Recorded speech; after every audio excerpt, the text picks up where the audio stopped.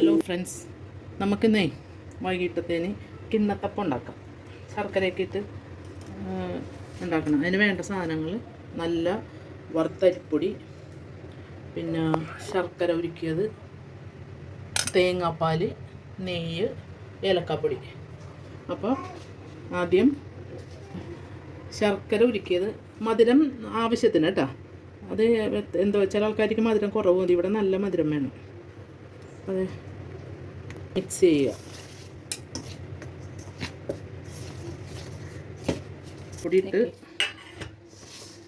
ഏലക്കാപ്പൊടി ഇട്ട്, പിന്നെ നല്ല കുറുകിയ തേങ്ങാപ്പാൽ അതിട്ട് നല്ലോണം മിക്സ് ചെയ്യണം. ഇതിപ്പോൾ തേങ്ങാപ്പാലും ശർക്കര നീരും പൊടിയും ഏലക്കാപ്പൊടിയും എല്ലാം കൂടി ഇട്ട് നല്ലോണം മിക്സ് ചെയ്യണം കേട്ടോ.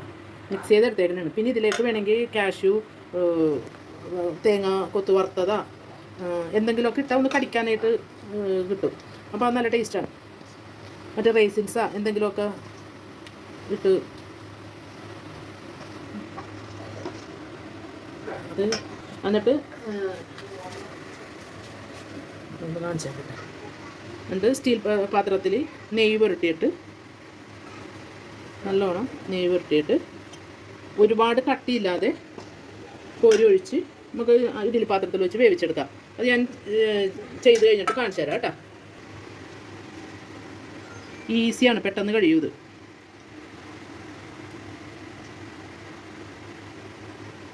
ഉണ്ടോ? ഒരുപാടൊന്നും ഇടണ്ട, ഇത്ര ഇട്ടാൽ മതി. ഇതിങ്ങനെ ഇട്ടിട്ട് ഇഡ്ഡലി പാത്രത്തിൻ്റെ ചെമ്പിൽ വെച്ച് വേവിച്ചെടുക്കാം. വേവിച്ചിട്ട് കാണിച്ചു തരാം. അപ്പോൾ ഇത് ഇഡ്ഡലി ചെമ്പിൽ വെച്ച് ആവിയിൽ വെച്ച് വേവിച്ചെടുത്ത് നല്ല സോഫ്റ്റ്, നല്ല ഇതായിട്ടിരിക്കുന്നുണ്ട്. അതിങ്ങനെ കട്ട് ചെയ്ത് ഉപയോഗിക്കാം കേട്ടോ. അപ്പോൾ എല്ലാവരും ഇതൊന്ന് ട്രൈ ചെയ്ത് നോക്ക്.